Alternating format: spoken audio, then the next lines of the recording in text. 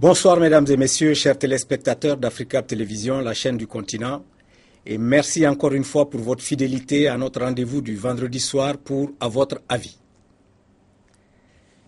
En 1963, la superficie du lac Tchad était estimée à 25 000 km². Aujourd'hui, celle-ci n'est plus que d'environ 2 000 km². Il a donc perdu plus des 9/10 de cette superficie. Le Niger, qui représente un patrimoine vital pour l'Afrique de l'Ouest et l'Afrique centrale, et qui est le troisième fleuve d'Afrique après le Nil et le Congo, est-il à l'abri d'un tel phénomène et quelles pourraient en être les conséquences? Lors d'une conférence organisée à Paris en avril 2004, les 9 chefs d'État du bassin du Niger ont envoyé un signal au monde entier pour sauver ce fleuve. Quel est donc l'état de santé de ces 4200 km de long ou de ces 8400 km, devrais-je dire, puisqu'il a 2 berges? Quelles sont les menaces qui planent sur ce cours d'eau, cette force naturelle, tutélaire d'un grand nombre de peuples d'Afrique, dont il a indéniablement contribué à façonner l'histoire, la culture, la rencontre et l'économie? Les politiques de nos États sont-elles à la hauteur de ces menaces? À votre avis, ouvre le débat ce soir et tentera d'apporter des réponses à ces questions aussi importantes les unes que les autres, avec les contributions de nos invités que j'ai le plaisir maintenant de vous présenter. Monsieur Agatam Ag Alassane, vous êtes ancien ministre malien de l'Environnement et de l'Assainissement et vous avez été aussi ministre de l'Agriculture. Mais de formation, vous êtes ingénieur d'agriculture et de génie rural. Bonsoir, monsieur le ministre. Bonsoir.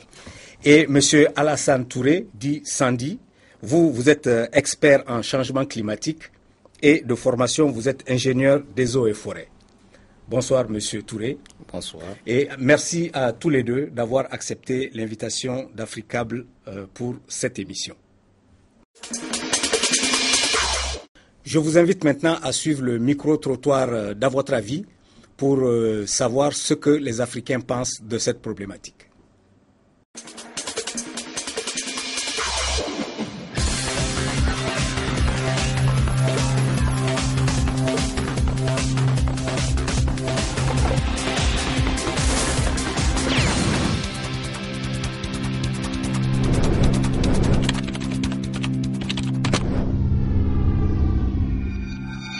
Quand nous constatons aujourd'hui la couleur de l'eau du fleuve, nous constatons que ce n'est pas du tout de la bonne qualité. Nous constatons que la couleur de l'eau a un peu changé. On peut dire que c'est suite à des déchets qu'on rejette dans ce fleuve. On peut dire que le fleuve Niger, c'est un don de Dieu pour le Mali, parce que vu l'importance que ce fleuve a sur l'agriculture malienne, l'élevage, la pêche. Et nous constatons que ce sont ces activités-là qui sont menées par la plupart de la population malienne. Moi, je pense que les autorités des pays qui partagent ce cours d'eau ont une grande responsabilité.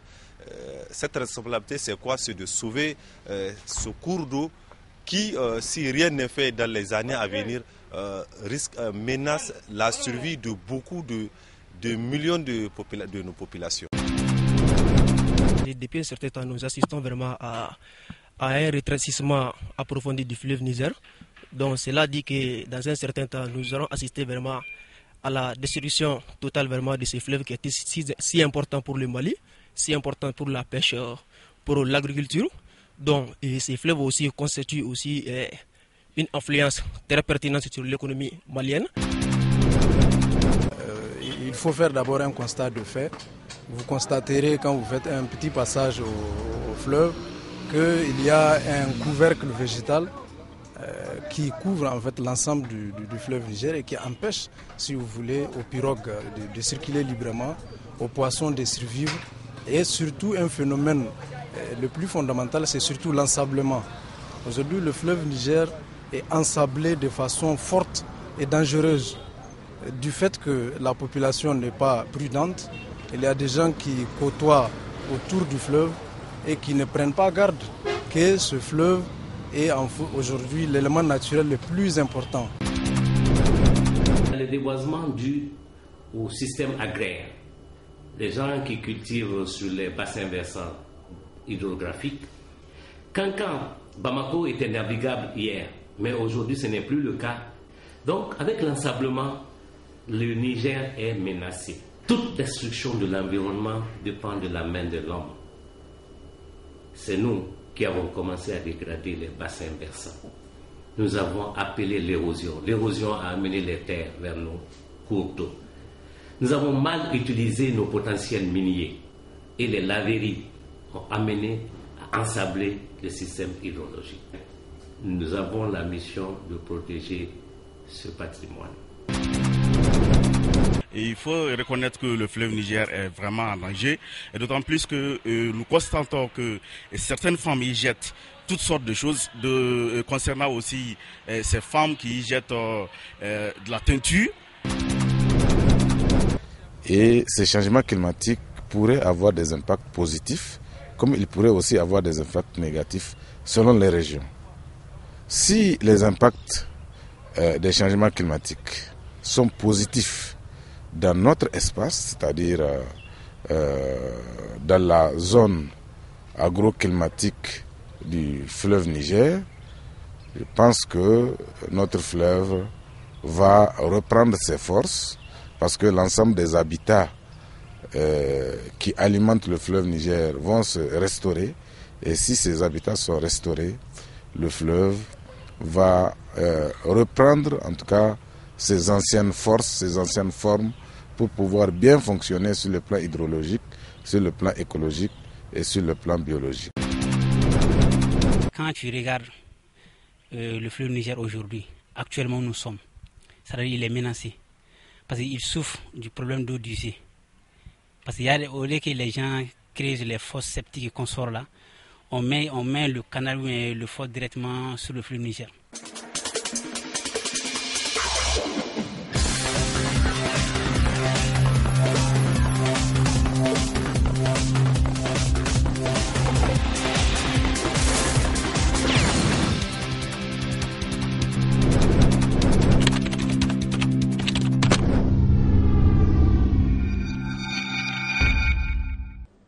Voilà. Alors, Monsieur le ministre, est-ce que vous pouvez nous cadrer pour nos téléspectateurs l'importance du fleuve Niger pour les 9 pays qui en sont riverains et les millions de populations qui en vivent, directement ou indirectement? Merci bien. Je voudrais, à l'entame de mes propos, remercier la télévision Africable pour s'être intéressée à une question aussi capitale que la vie ou la survie du fleuve Niger, parce que c'est de là qu'il est question. Aujourd'hui, si nous voulons réellement parler de l'importance du Niger, on peut le qualifier un peu comme les Égyptiens qualifiaient le Nil, qui disaient que si le Nil n'existait pas, l'Égypte n'allait être qu'un désert. Et je pense que le professeur Kamian, historien malien, m'a dit un jour que si le Niger n'existait pas, le Mali serait le néant. Et je crois que ceci illustre l'importance de ces fleuves, non seulement pour les Maliens, mais également pour plusieurs pays de la sous-région ouest-africaine. Vous savez, le Niger, il fait 4200 km. Et son importance pour le Mali est extraordinaire parce que ce fleuve traverse le Mali dans sa longueur. Vous savez, le Mali, c'est un pays qui s'allonge. Sa longueur est très importante, elle fait près de 3000 km, sinon plus. Et quand ce fleuve, depuis la frontière guinéenne jusqu'à l'Abzanga, traverse le Mali, les Maliens se font un peu une idée de quelle quantité d'eau ce fleuve transporte et qu'il va fournir à la plus grande population du Mali, parce qu'il y a 70% presque de la population malienne qui vit dans le bassin du fleuve Niger. Et son importance, c'est selon les usages qu'on en fait. les usages qu'on fait de son bassin, les usages qu'on fait de ses eaux. Les eaux du Niger permettent de faire de l'agriculture à travers l'irrigation.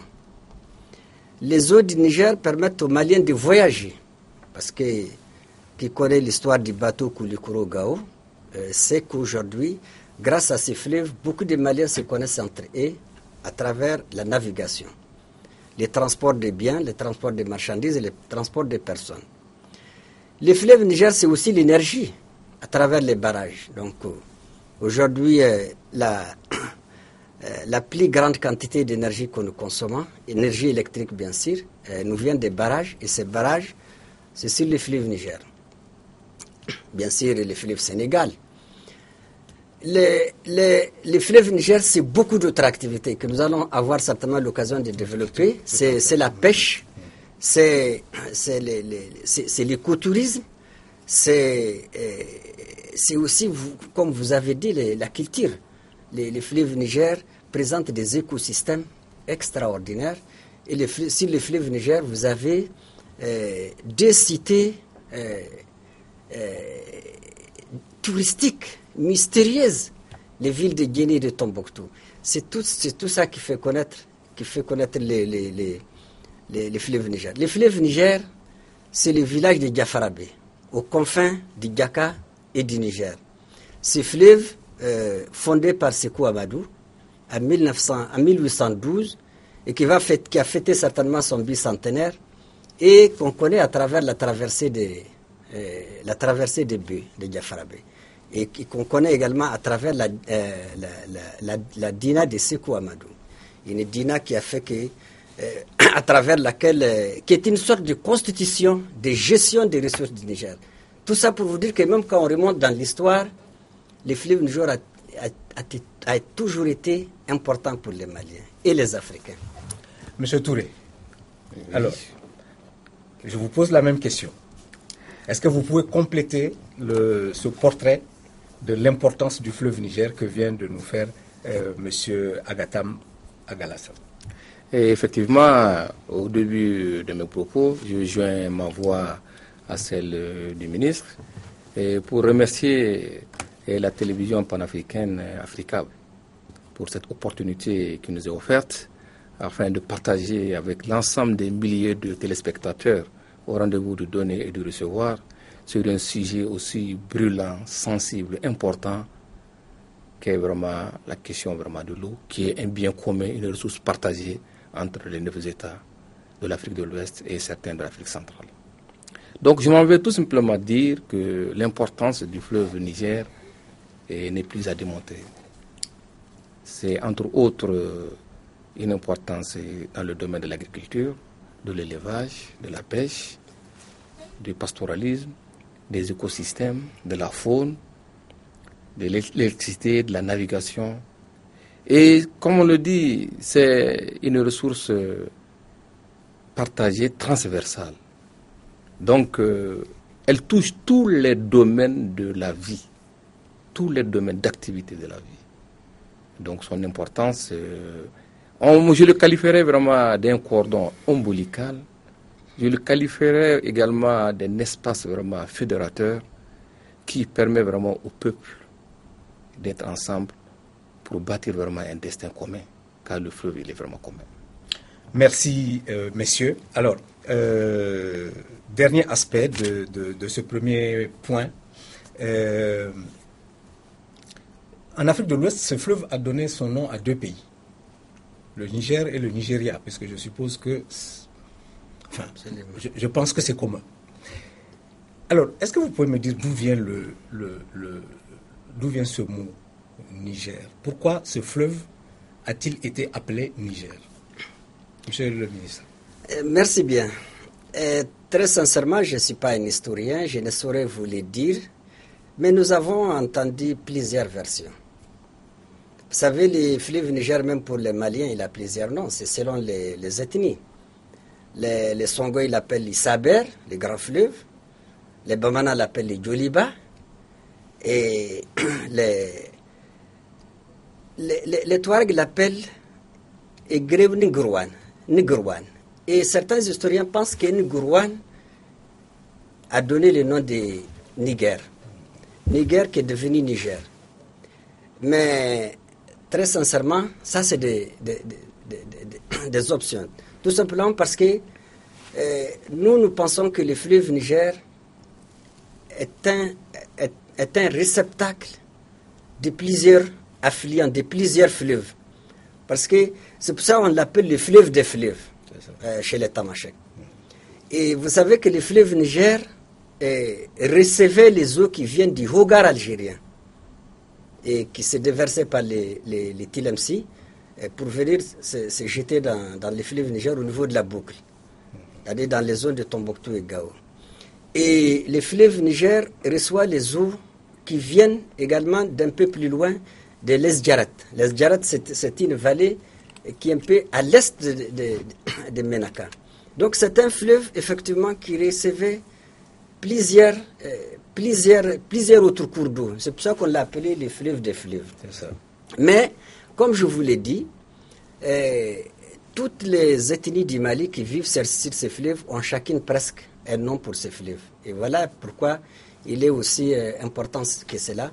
Et le professeur Kamia m'avait donné une définition également, qui n'est pas loin de celle-là, mais que d'autres historiens qui sont venus découvrir le fleuve l'ont appelé, je crois, Naguer ou bien Néguéré. Et effectivement, je ne sais pas ce que ça veut dire en espagnol, mais en tout cas, le fleuve Niger a pris son nom dans ce sens, et il est extrêmement difficile pour moi aujourd'hui de vous dire quelle est l'origine de ces noms. Et je pense que les deux pays qui ont pris ce nom ont pris ce nom tout simplement parce qu'ils sont au bord de ce fleuve. Voilà. Sinon, ils auraient pu s'appeler autre chose que Niger. Et ce n'est pas parce que aussi ce fleuve a plus d'importance pour ce pays que pour d'autres. Parce que le fleuve Niger traverse le Niger sur à peu près 300 km. Il traverse le Mali sur la moitié, 1750 km. Ça, c'est les fleuves principaux, sans compter les fleuves secondaires, les affluents comme les Bani, les défluents comme les Djaka, les Sankarani, ainsi de suite, ainsi de suite. Donc, ce n'est pas par l'importance de ces fleuves dans ces pays qu'ils ont pris son nom, mais c'est certainement pour d'autres considérations. Merci. Monsieur Touré, est-ce que vous avez une idée de pourquoi ce cours d'eau s'appelle Niger? Bon, en fait, la légende, comme l'a dit son Excellence, Monsieur le Ministre, il y a beaucoup d'appellations en fonction quand même, beaucoup de vocables, si on peut dire, en fonction vraiment des localités. Mais ce qui est le plus proche, certes, au niveau du Mali, il faut le dire, le fleuve pouvait porter le nom Mali parce que le fleuve parcourt ce territoire sur les 23% du territoire. Donc les 4200 km, les 23% sont au Mali. Donc le fleuve pouvait être vraiment le Mali. Mais effectivement, selon la légende, l'appellation Néguéré est beaucoup plus une source vraiment du nom vraiment du fleuve Niger. Et moi, je l'approche beaucoup plus vraiment à cela que vraiment autre chose. Très ma bien. connaissance, c'est ainsi quand même que moi je vois les choses. Bien. Monsieur le ministre, nous allons passer à l'état des lieux. Comment se porte aujourd'hui le fleuve Niger?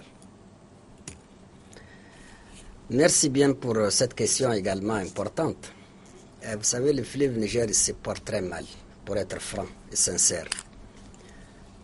Tout de suite, si dans votre micro-trottoir ou pour un micro-trottoir prochain, ou même des visites à domicile, vous pouvez aller interroger les Maliens qui sont aujourd'hui, qui ont 80 ans et plus, et interroger les Maliens qui ont 15 ans.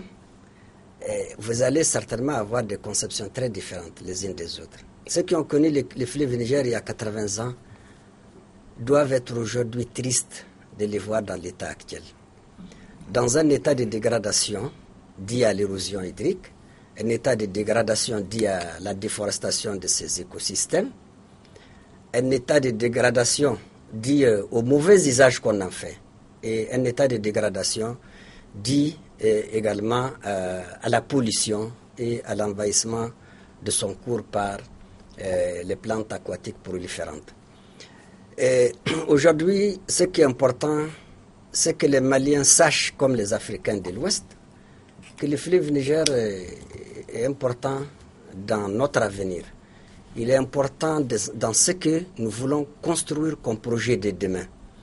Parce qu'à partir de ces eaux, on produit l'énergie. À partir de l'énergie, on fait de l'économie, on fait de la transformation, on fait de la conservation, on développe l'industrie. À partir de ces eaux, on fait de l'irrigation pour produire les biens agricoles que nous consommons. Et aujourd'hui, son importance se voit à travers l'Office du Niger et à travers tous les offices qu'on a développés le long de ces fleuves, depuis l'office de Selengue jusqu'au dernier office, l'officerie Mopti. Et c'est là, sans les eaux du fleuve Niger, sans le Niger, on aurait de la peine à les faire. L'office du Niger aujourd'hui, ce n'est pas le Mali. C'est des populations d'origine burkinabé, c'est des populations d'origine ivoirienne, c'est des Maliens. Et tous ces gens produisent. Quand ils produisent, ils exportent les biens agricoles vers leur famille d'origine, vers leur pays d'origine. Aujourd'hui, grâce au fleuve Niger, le Mali, parmi les pays de l'Afrique de l'Ouest, a une très grande expertise en matière d'irrigation. Et nous avons également la plus grande production de riz en Afrique de l'Ouest. Et ça, je pense que ça nous rend triste de savoir que ce fleuve n'est pas un fleuve éternel, n'est pas un fleuve immortel.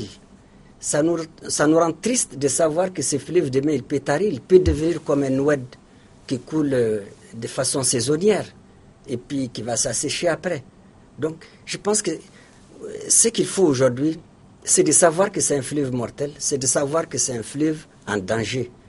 Nous allons arriver au danger, monsieur le ministre. Moi, je voulais que nous fassions la description de l'état des lieux de ce fleuve aujourd'hui. Alors, monsieur Touré, je me tourne donc vers vous. Quel est le regard que vous portez sur l'actualité de ce fleuve? Aujourd'hui, on peut dire sans risque de se tromper que le fleuve Niger est bien mal en point. Et son état inquiète les autorités aussi bien que les usagers de cette ressource-là.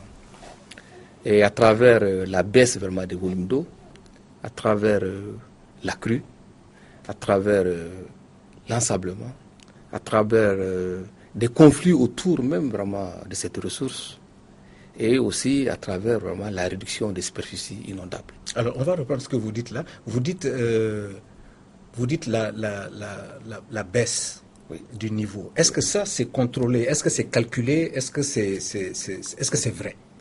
En fait, si. La baisse, parce qu'il y a la crue, il y a les différentes échelles. Donc, il y a une structure spécialisée qui suit effectivement les volumes d'eau en fonction vraiment des différentes crues.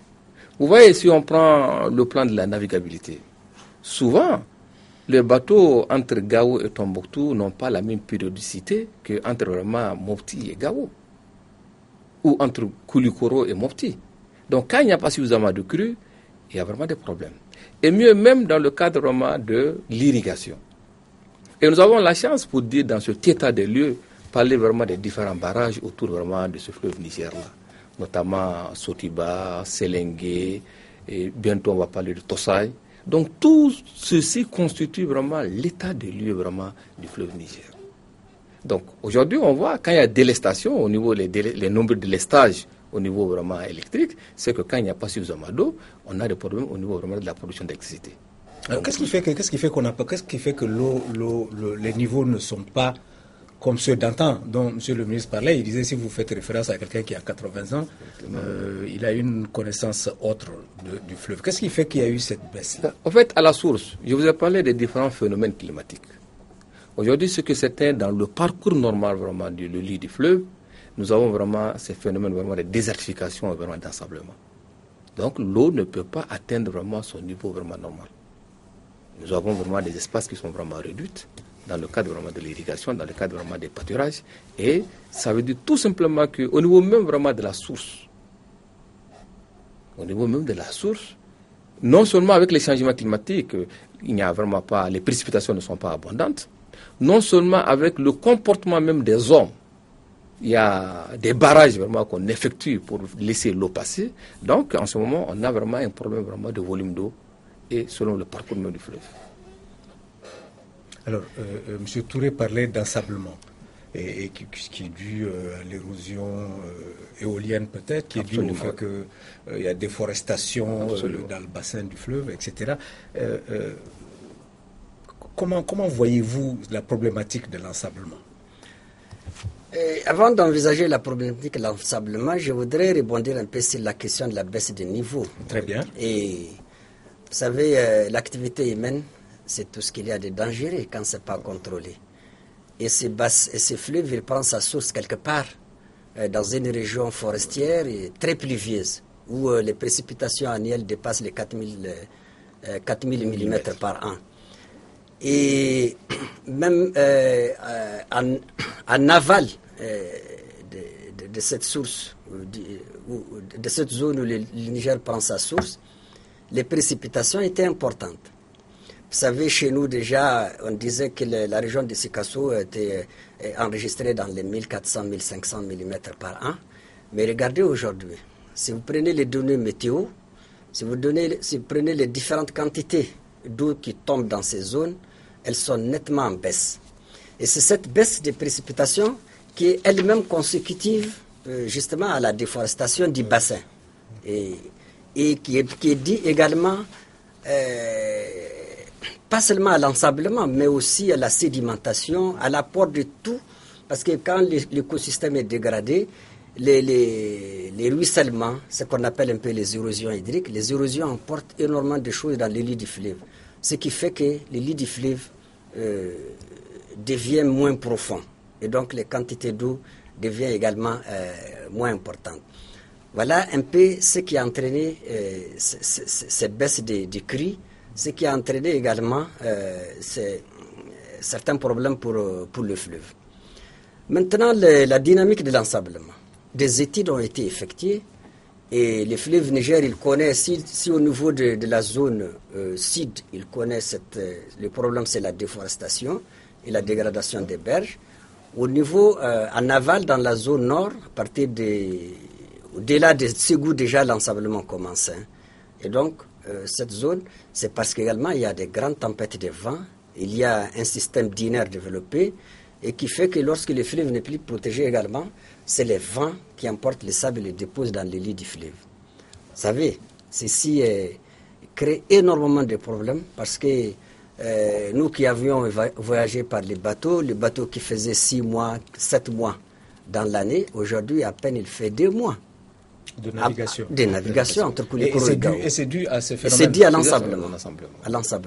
Moi j'ai vu par exemple au Niger, enfin dans le pays Niger, j'ai vu par exemple que le phénomène de l'ensablement du lit du fleuve est extrêmement important, qu'on en parle depuis des décennies. Mais malheureusement, cet ensablement ne fait que s'accentuer, ne fait que s'aggraver. Alors, qu'est-ce qu'on fait face à ce phénomène d'ensablement? D'autant que, selon certains spécialistes avec lesquels j'ai parlé, le désensablement est aussi un problème que l'ensablement. Alors, vous qui êtes les spécialistes, essayez de nous expliquer un peu cette problématique-là. D'accord. Monsieur Touré. Okay, merci bien. Bon, en fait, le problème de l'ensablement du fleuve Niger est un problème réel.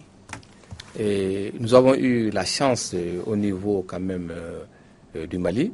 Je vais singulariser le cas du Mali et après aller dans la dimension vraiment sous-régionale. Ce pays a eu à bénéficier du programme de lutte contre l'ensablement. Et c'est un programme de lutte contre l'ensablement qui a été financé par le FED et qui couvrait toutes les régions pratiquement du nord, la région de Gao et une partie de la région Gao, Tombouctou et une partie de la région de Mopti. Donc il y avait des composantes qui faisaient carrément ce qu'on appelle les fixations mécaniques et biologiques des dunes dans le cadre de la protection de la vallée du fleuve Niger. Et effectivement, c'est 2 techniques qui permettent vraiment d'arrêter l'avancée vraiment du sable, l'avancée des dunes.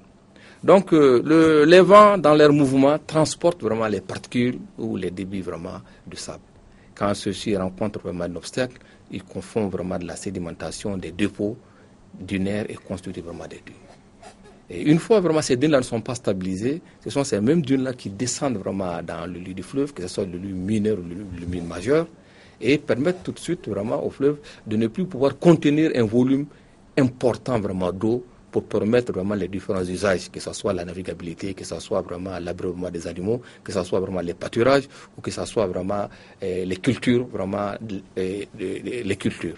Donc nous avons ce phénomène-là. Donc c'est à ce niveau-là que ces deux techniques permettent quand même de trouver des solutions vraiment à l'ensemblement.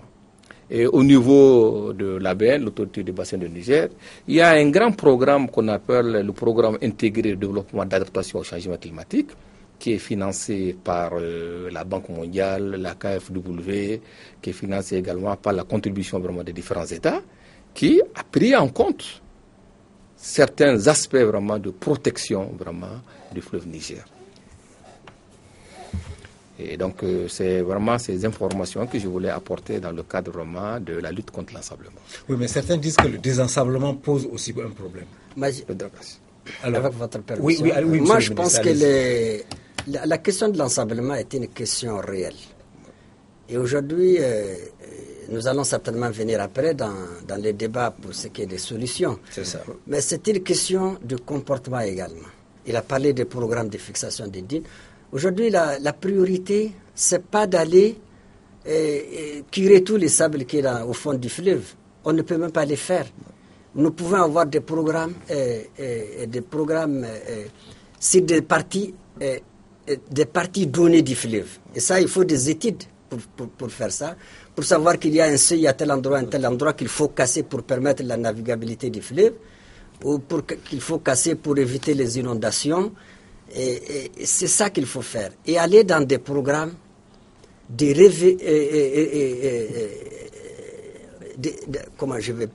reboisement.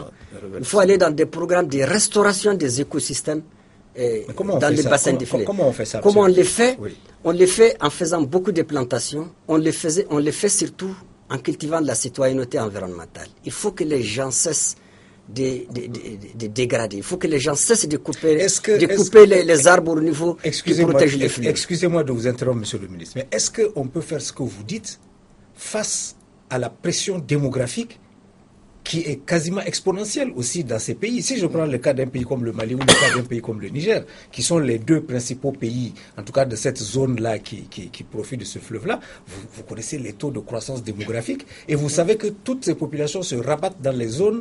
En tout cas, pas toutes, mais l'essentiel de ces populations se rabattent dans ces zones. Moi, comment on fait? Je pense très sincèrement qu'il ne faut pas dire que le problème, il est grand, qu'il est insoluble, et s'arrêter là. Non. C'est vrai que nous avons une démographie qui galope. C'est vrai qu'à l'indépendance, nous étions moins de 4 millions. Aujourd'hui, nous sommes plus de 15 millions.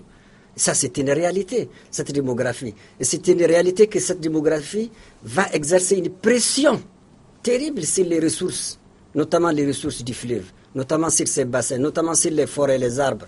Donc, mais il ne faut pas dire qu'on ne peut rien faire. Je pense qu'il y a des programmes et il faut les faire pendant que nous ne sommes pas sous la pression, pendant que nous ne sommes pas obligés. C'est-à-dire c'est maintenant qu'il faut vulgariser certaines choses comme l'utilisation des énergies de substitution. Il faut cesser de couper. Moi, je pense que très sincèrement, si les bassins versants du fleuve sont reboisés. Expliquez à nos téléspectateurs qu'est-ce que les bassins versants du fleuve. Les bassins versants du fleuve, c'est toutes les zones où lorsque les quantités d'eau tombent, elles partent vers les fleuves, elles partent vers les lits du fleuve. Et les bassins du fleuve Niger, il est extrêmement vaste. Quand j'ai dit bassin, bon, au Mali, ça fait 570 000 km² de bassin du fleuve Niger. En tout et pour tout, je crois que c'est 1 100 000 km². Absolument. En tout cas, au Mali, il fait 570 000 km², la moitié. Ouais. Et vous savez, le bassin du fleuve Niger, il comprend même l'Algérie. L'Algérie est censée être membre de l'autorité du bassin du Niger, tout simplement qu'elle est située, une partie de l'Algérie est située dans le bassin du Niger, mais c'est devenu un bassin mort, et c'est pour ça qu'on ne s'intéresse pas beaucoup à l'Algérie maintenant. Mais toutes les eaux qui tombaient dans le Hogar algérien, dans l'histoire, bien sûr, lorsqu'il pleuvait beaucoup, et qui tombaient dans l'Adrar des Iphoras, toutes ces eaux sont charriées dans les Tilemsi et qui se déversaient dans les fleuves Niger. Donc c'est toute cette zone-là qui représente les bassins. Et c'est les bassins qu'il faut protéger. C'est-à-dire si les protéger, si les forêts, si la végétation est restaurée, elle va mettre fin à la dynamique de l'ensablement. Et lorsque la dynamique de l'ensablement est stoppée, en ce moment, le fleuve connaîtra moins de problèmes. Vous savez, pour la petite histoire, certains États, quand encore je m'excuse de parler comme ça, quand j'étais encore ministre de l'Environnement, j'ai été approché par le ministre mauritanien de l'Environnement qui m'a dit qu'il faudrait que j'arrête les Maliens qui exportent du charbon sur la Mauritanie. Parce qu'ils sont dans un programme d'utilisation du gaz et ils veulent que les Mauritaniens oublient complètement d'utiliser le charbon. Parce que tant qu'ils utilisent le charbon, ils vont couper les arbres. Et ça m'a fait énormément mal en tant que ministre de l'Environnement du Mali. Et je sais que le charbon s'exporte. Mais il faut se battre pour ça. Il ne faut jamais dire que non, vraiment, c'est un phénomène qui nous dépasse. Parce que si on pense que ça nous dépasse, un jour, ça va nous avaler.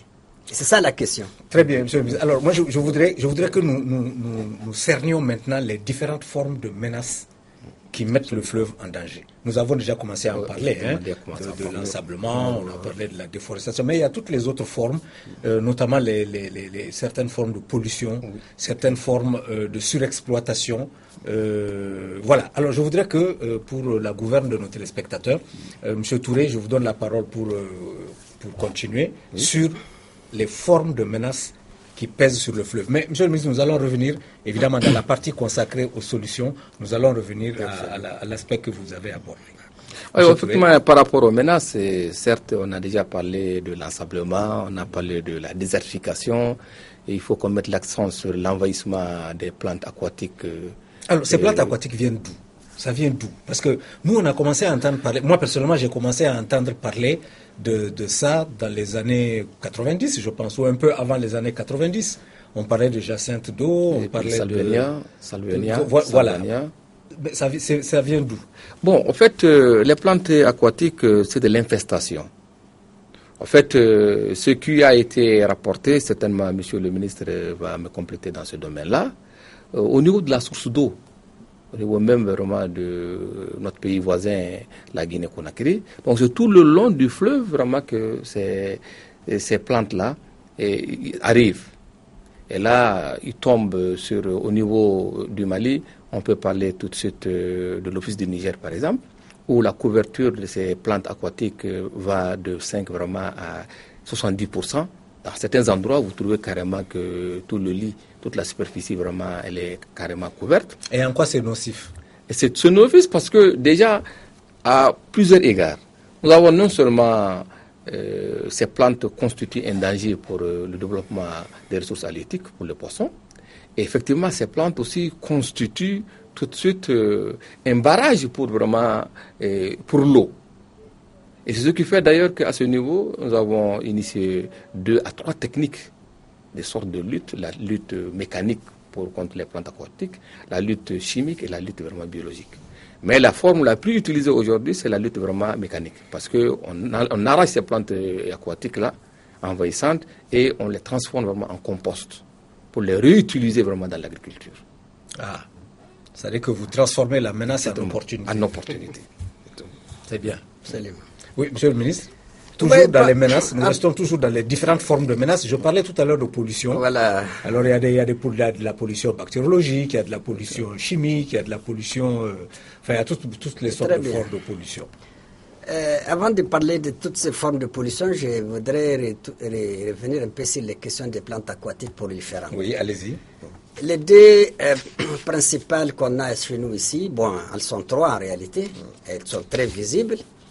C'est effectivement la jacinthe d'eau dont vous avez parlé, que vous retrouvez beaucoup au niveau des rives du Niger à Bamako, jusqu'en zone office du Niger. Vous avez également la Salvinia molesta, qui s'étale, qui est une sorte de tapis qui se met carrément sur l'eau. Si vous avez la Salvinia sur un cours d'eau, parfois vous êtes tenté de marcher sur ça pour sortir, tellement ça prend toute la surface de l'eau. Et vous avez les tifas, cette grande plante, la géante là qui... Mais la caractéristique de toutes ces plantes, c'est quoi? C'est que c'est des baromètres de la pollution. Quand vous voyez la jacinthe d'eau, dites-vous qu'il y a de la pollution ici. Et pourquoi ces plantes adorent la zone de l'Office du Niger? Parce que la zone de l'Office du Niger est une grande zone de pollution agricole. Les pesticides, les engrais qu'on utilise. Voilà, et donc je crois que c'est des baromètres de la pollution. C'est ça. Et les opportunités, elles existent effectivement. Et leur inconvénient, ces plantes, c'est que là où elles sont, il y a très peu d'oxygène dans l'eau. Et c'est bien que les poissons, comme il l'a dit, n'ont pas beaucoup de chances de se développer, de se reproduire. Et autre danger de ces plantes aussi, c'est qu'elles baissent énormément l'hydraulicité des canaux. Donc, elles gênent énormément l'irrigation. Et tout ce qui gêne l'irrigation a une conséquence directe sur les rendements agricoles. Pour les autres formes de pollution, c'est également très pénible d'en parler. Il faut en parler. Vous savez que j'ai, à un moment donné, participé à une réunion où nous avons appelé toutes les femmes qui font de la teinture à Bamako. La teinture. La teinture. Voilà. Oui, d'accord. Et nous avons demandé à ces femmes d'envisager avec nous des solutions pour qu'elles ne fassent plus la teinture au bord du fleuve. Et ça, c'est le plus grand danger, parce que tous ces produits avec lesquels ils font la teinture, c'est des produits qui contiennent des éléments chimiques à haute toxicité.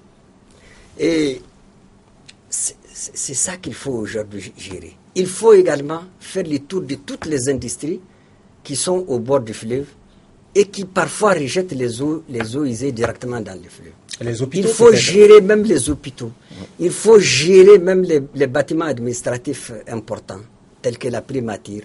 Heureusement que la nouvelle cité administrative a été construite avec une station de pré-traitement des eaux. Mais ça, c'est au Mali. Ça, c'est au Mali. Le fleuve Niger, c'est 9 autres pays. Absolument. C'est 8 autres pays. On viendra à ça. On viendra, nous parlons du Mali parce que nous sommes concernés. Et je pense qu'avant de parler de ce que les autres doivent faire, il faut savoir d'abord quelle est notre part des responsabilités dans ce qui se passe au niveau de ce fleuve. Et c'est toutes ces formes de pollution. Et j'en dis pas d'autres. Vous savez, il y a les comportements, parfois, qui ne s'expliquent pas des Maliens. Je ne sais pas si les autres Africains le font. Je n'ai pas beaucoup vécu dans des villes riveraines. Je sais que des villes riveraines du fleuve Niger, en dehors de Bamako, en dehors de Gao. Mais c'est nuitamment que beaucoup de citoyens vont jeter des vieux matelas, vont jeter des vieilles choses dont ils n'ont plus besoin, en pensant que le fleuve, c'est la poubelle. Et ça, je pense qu'il faut commencer par là. Allez-y, promenez-vous un peu, parce que quand on parle comme ça, on va dire, bon, parfois les gens ils parlent des choses par opportunisme. Non, c'est pas ça. Moi, je me suis plaint quand j'étais dans cette activité. Je me suis beaucoup plaint à plusieurs hôtels, à plusieurs bâtiments, à plusieurs privés, à plusieurs individus. Je me suis plaint de plusieurs comportements. Et j'ai les images. Et je sais que si on n'arrête pas ça, nous portons la responsabilité de tirer les gens à côté. Et vous savez, les femmes qui font la teinture au bord du fleuve, qui déversent ces éléments, elles ne savent pas qu'il y a des pêcheurs à côté qui sont dans la pirogue et qui prennent de l'eau directement du fleuve pour la consommer. Elles ne savent pas tout ça. Donc je pense que vous avez bien raison de faire cette émission et je pense qu'il faut la multiplier. Il faut inviter les ministres de l'Environnement et de l'Assainissement. Il faut inviter les décideurs pour que les gens prennent conscience de ce qui se passe, très sincèrement, au niveau de ce fleuve, qui représente quelque chose d'irremplaçable dans notre économie. Merci, monsieur le ministre. Monsieur Touré, alors, vous voulez intervenir sur les différentes formes de pollution ou bien on passe au point suivant? On peut aller au point suivant. On peut aller au point suivant. Alors, le point suivant, on avait déjà commencé à l'aborder. Ce sont les conséquences globales de toutes ces formes d'agression dont le fleuve est victime. Donc je voudrais que nous voyions un peu les conséquences, par exemple au niveau on va prendre les principaux, puisqu'on ne peut pas rentrer dans tous les détails.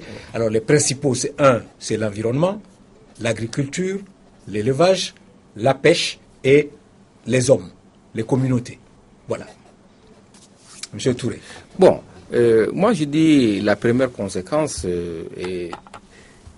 s'adresse directement vraiment aux usagers, l'usager principal qui est vraiment l'homme.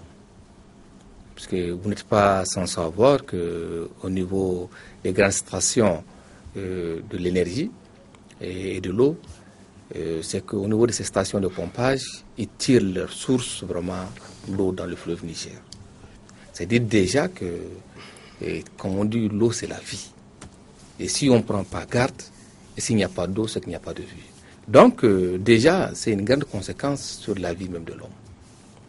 Donc comme l'homme il est vraiment au début, au centre et à la fin de tout le processus même de la vie, il y a lieu quand même qu'on change de comportement et pour préserver vraiment cet élément précieux qui est indispensable vraiment à toute forme de vie. Et après ceci, on parle vraiment de l'économie. Et comme j'ai dit au début de cette émission, que cette denrée est vraiment une denrée transversale qui, tous les secteurs de la vie vraiment sont concernés par l'eau. S'il n'y a pas d'eau, il n'y a pas d'agriculture. Donc, le manque d'eau, que ce soit l'eau du fleuve Niger, que ce soit l'eau des pluies, en tout cas c'est l'eau, la conséquence directe est sur la diminution vraiment de la production et de la productivité. Donc quand il n'y a pas de production et de productivité, ventre affamé n'a point d'oreille, on ne peut pas travailler. Par rapport vraiment au pâturage, s'il n'y a pas d'eau, ça veut dire qu'il n'y a pas de pâturage et nos animaux sont directement concernés. S'il n'y a pas d'eau, ça veut dire que les différents écosystèmes, les différents biotopes halieutiques sont vraiment tout de suite empiétés et il n'y a pas de reproduction vraiment de la faune vraiment halieutique. Il y a des problèmes. Et également, une autre conséquence, c'est sur vraiment les différents écosystèmes du fleuve Niger. Et si nous prenons le cas du Mali seulement, le delta central du Niger, qui constitue aujourd'hui une zone vraiment Ramsar, d'importance internationale, où beaucoup d'oiseaux vraiment de l'Europe viennent passer des saisons entières. Les oiseaux migrateurs. Les oiseaux migrateurs. Donc vous voyez déjà, ça veut dire déjà que cette partie du fleuve Niger qui se trouve vraiment au Mali, qui est le delta central du Niger, constitue vraiment un bien physique international pour la survie vraiment de ces oiseaux migrateurs. Et également, comme nous avons dit, nous avons les rites, nous avons les rituels, nous avons les traditions, nous avons les mœurs. Donc le fleuve constitue vraiment un centre de prédilection pour vraiment le développement socio-économique et culturel même de la vie. Donc les conséquences du fleuve Niger, dans les menaces, c'est sur l'ensemble vraiment des différents secteurs de la vie, comme j'avais dit. Très bien. Alors, nous allons aborder la dernière partie de l'émission, mais avant... Oui, je vais vous donner la parole, monsieur le ministre. Mais avant, je voudrais, moi aussi, vous poser un autre problème. Et puis, nous allons aborder la dernière partie. Alors, la question que j'allais poser, c'est est-ce que vous pensez... Parce que sur le fleuve, il y a des barrages. Ah oui. Tout le monde fait des barrages. Les Maliens ont je ne sais pas combien de barrages. Les Nigériens sont en train de programmer, de projeter le barrage de Kadaji, qui semble-t-il sera un ouvrage gigantesque, extrêmement important, et probablement que en aval du côté du Nigeria aussi, peut-être qu'il y aura des... Alors, est-ce que vous pensez qu'il est possible, en raison justement de cette appropriation par les États des segments du fleuve qui les concernent, par des ouvrages de cette nature, est-ce que vous pensez qu'un jour, on peut se retrouver face à un conflit entre pays pour l'appropriation et la gestion de cette ressource dont tout le monde sait qu'elle est vitale pour tout le monde? Mais merci bien, vous venez justement de toucher la conséquence principale de toutes les conséquences dont vous nous demandez de parler. Elle est en réalité conflictuelle. Vous savez, la diminution de la ressource en eau et son utilisation par les différents usagers, si vous voulez, les différents États, elle est aussi source de conflits si ce n'est pas bien fait.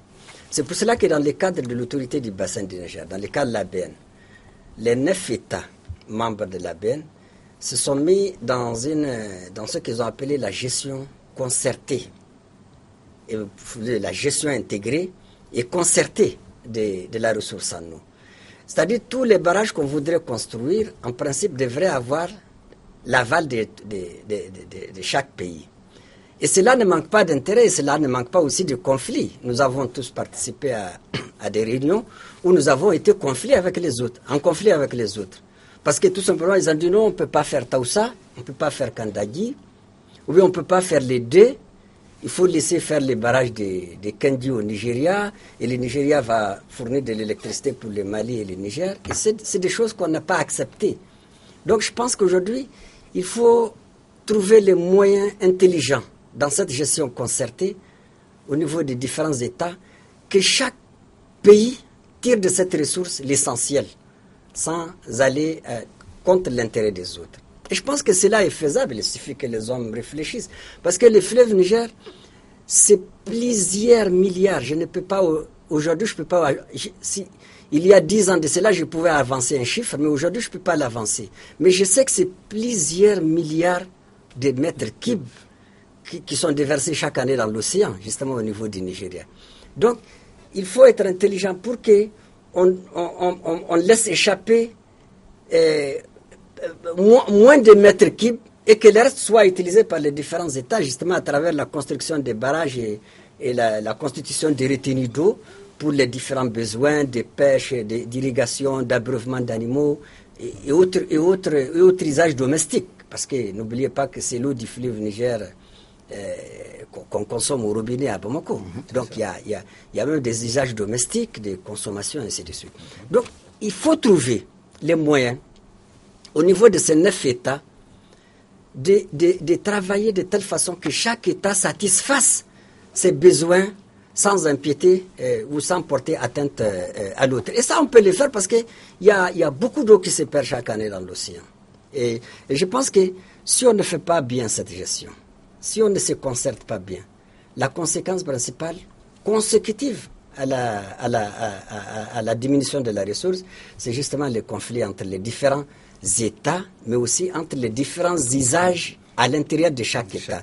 Vous savez qu'il y a chaque année, dans les deltas, il a parlé du delta, chaque année il y a des morts d'hommes à travers entre les agriculteurs et les verts et consorts. Donc c'est tout ça qu'il faut mettre ensemble, qu'il faut réfléchir les solutions, et ces solutions doivent être partagées. Non seulement entre les différents États, mais aussi entre les différents usagers de chaque pays. Alors, abordons précisément la dernière partie, qui sont les solutions. Qu'est-ce qu'on fait?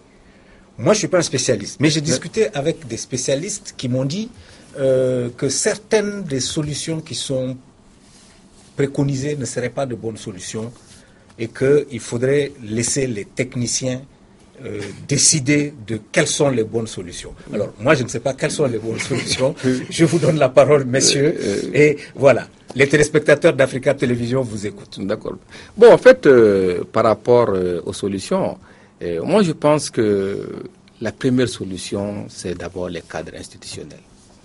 Il faut comprendre qu'il y a beaucoup d'instruments juridiques et législatifs qui régissent dans son ensemble vraiment cette ressource. Et notamment, si nous parlons de l'historique même de ce qu'on appelle en 1960 le premier l'acte de Niamey, c'est pratiquement en 1960 que vraiment les chefs d'État ont pris conscience et ont décidé quand même de gérer ensemble d'une manière concertée et partager cette ressource-là. Donc ça a été signé le 26 octobre 1963 à Niamey. Après, aujourd'hui, nous sommes vraiment dans l'autorité des bassins du fleuve Niger. Donc voilà un cadre qui permet de fédérer, un cadre qui permet de gérer d'une manière concertée et consensuelle vraiment cette ressource-là. Maintenant, par rapport aux solutions, j'ai dit, effectivement, il y a les différents programmes et projets dont nous avons parlé, le programme intégré d'adaptation au changement climatique, on a parlé des programmes de lutte contre l'ensablement, et il y a beaucoup d'ONG. Mais les solutions les plus appropriées, j'ai dit, c'est une gestion participative. Il faut que, au Mali par exemple, nous avons le code de l'eau, nous avons la charte de l'eau, mais il faut que les collectivités au niveau communal, au niveau local, au niveau régional, qu'on trouve des solutions à chaque échelon. Maintenant, par rapport aux différents États, c'est vrai, il faut avoir des solutions globales, des solutions générales, mais il y a des solutions vraiment sectorielles et des solutions complémentaires. Mais il faut absolument qu'il y ait un changement de comportement. Il faut le suivisme. Et moi, je vais très loin, il faut une bonne gestion, une bonne gouvernance vraiment de l'eau en Afrique. Et là, dans ces solutions vraiment transversales, je ne doute vraiment pas que les différents aménagements constituent vraiment des solutions vraiment alternatives. Et on va dans vraiment des solutions vraiment d'atténuation et d'adaptation au changement climatique. Et la dernière solution, c'est qu'aujourd'hui, il y a des instruments en fonction vraiment de l'évolution technologique et de la technique, des modèles, ce qu'on appelle la modélisation. On peut prédire l'avenir du fleuve Niger sur 50 ans, sur 25 ans, c'est ce qu'on appelle vraiment la modélisation. Et là, c'est pratiquement sur l'ensemble vraiment du fleuve Niger et non sur l'ensemble, non sur vraiment sectoriellement le fleuve au niveau vraiment du Mali. Très bien. Monsieur le ministre, est-ce que des pays pauvres et mal gouvernés peuvent faire face à cette problématique du fleuve? Merci beaucoup pour cette question. Je voudrais revenir sur la solution dont vous avez parlé. Et je pense que ce que vous ont dit que la solution est avec les techniciens, pas avec les politiques. Et j'ai du respect pour eux, mais ce n'est pas cela. La solution, elle est avec les politiques. Les techniciens mettent en œuvre, exécutent les solutions apportées par les politiques, avec bien sûr les moyens que ces politiques aussi mettent à disposition des techniciens. Ceci dit, les pays mal gouvernés, pauvres et mal gouvernés. Pauvres et mal gouvernés. Puisque M. Touré nous parle de programmes, il nous parle de beaucoup de choses, mais dont je suis convaincu que le financement à 90% ne vient pas de nos pays. Absolument. Vous savez, beaucoup de choses ne viennent pas de nos pays. C'est pour cela d'ailleurs que nous avons souvent des solutions, mais que nous ne pouvons pas mettre en œuvre, malheureusement. Mais je pense que ce n'est pas mauvais, les gens qui disent parfois il faut revenir à nous-mêmes. Je sais que nous sommes dans un système mondialisé. Nous sommes dans un monde aujourd'hui qui est mis en connexion par ce que vous êtes en train de faire tout de suite, parce que nous sommes peut-être en train d'écouter ou bien en train d'être regardés par tous les citoyens africains et même les citoyens australiens. Et c'est ça la mondialisation là. Mais je crois que cette mondialisation aussi, elle frappe certains. Elle ne donne pas toujours la solution. J'ai comme l'impression que parfois on nous demande beaucoup de choses, mais on nous refuse en même temps d'avoir les moyens de les faire. Et parfois même quand on propose les bonnes solutions, quand ce n'est pas la solution venue de celui qui donne, elle n'est pas bonne. Et là, on accepte toujours la solution proposée par celui qui donne. Comme les Allemands disent, la main de celui qui reçoit, elle est toujours en bas. Donc, la décision de celui qui reçoit, elle est toujours la dernière. Ça, il y a, je pense, dans nos États, des choses qu'il faut régler. On n'a pas besoin de faire venir l'Union européenne pour que Maliens, Nigérians, Camerounais, tout le monde s'asseye pour dire aux Guinéens, bon, cessez de couper beaucoup de bois au niveau de la source du fleuve pour que les quantités d'eau qui tombent ne diminuent pas. Ainsi de suite. Ça, c'est des solutions qui sont à notre portée. Je crois qu'on est en train de nous importer des solutions. J'ai exécuté des programmes, hein. Mais quand on vous dit il faut reboiser, il faut, par exemple, je vais prendre un exemple qui a été, que je n'ai pas beaucoup accepté, je n'ai pas beaucoup apprécié. Je l'ai dit, mais M. Touré, il est forestier. Mais quand je venais à l'environnement, il y avait un programme qu'on appelait les marchés ruraux de bois et de charbon. Et moi, j'ai tout de suite dénoncé ça. Je ne l'ai pas dénoncé par opportunisme pour faire mal aux ministres qui m'ont précédé. Mais tout simplement, j'ai trouvé que ce n'était pas bon. Parce qu'on dit, bon, les massifs forestiers, vous coupez là-dedans, vous faites du bois et du charbon et vous reboisez en compensation. Mais j'ai dit aux forestiers, moi je suis agronome, je ne suis pas forestier, mais je sais qu'un arbre qu'on plante aujourd'hui, il lui faut 30 ans pour jouer le rôle de celui qu'on a coupé. Alors, pendant tout ce temps, on peut complètement transformer les pays en désert. Je pense que ça, ce n'est pas des solutions. On n'a pas besoin de faire venir l'argent de l'Europe pour avoir ce genre de solutions. Pour dire non, protégeons nous-mêmes. J'ai l'habitude de dire, dans les villages, que chez les Bamana, il y avait une culture de protection de l'environnement extrêmement importante, les bois villageois. Où on a développé des théories pour dire personne n'ose aller couper un arbre. Et les bois villageois, il est tout petit, mais il y a toutes sortes d'arbres là-dedans. Là. Tous ceux qui sont morts, qui ont disparu, vous les trouvez là-bas. Mais j'ai dit, mais les rois Bamana, au lieu de faire les bois sacrés, ils auraient dû faire les forêts sacrées. Comme ça, ils allaient protéger l'environnement. Voilà, non, c'est pour vous dire qu'il y a des solutions à notre niveau. Mais il ne faut pas aller chercher loin. Je n'en doute pas, Monsieur le ministre, voilà. Et nous en ferons la conclusion de cette émission. Malheureusement, nous sommes arrivés à la fin. Mais comme vous l'avez si bien dit, nous n'allons pas nous en tenir uniquement à cette émission. Nous allons en faire d'autres sur d'autres aspects de cette même problématique. En tout cas, je vous remercie pour vos éclairages et votre contribution à cette émission. Mesdames et messieurs, la semaine prochaine, je vous invite à une espèce de rétrospective puisque nous serons à la fin de l'année. Et je voudrais que nous discutions de vos bons et de vos mauvais souvenirs pour votre pays et pour l'Afrique. Nous allons voir ce qui a marché, ce qui n'a pas marché, ce que nous regrettons de 2014. Comme vous savez, vous pouvez participer à l'émission en nous téléphonant au 00223 44 20 80 80, en nous envoyant vos SMS au 00223 74 22 59 73 et vos mails à votre avis @africabtelevision.com. Merci de nous faire confiance. Excellente soirée chez vous et à vendredi.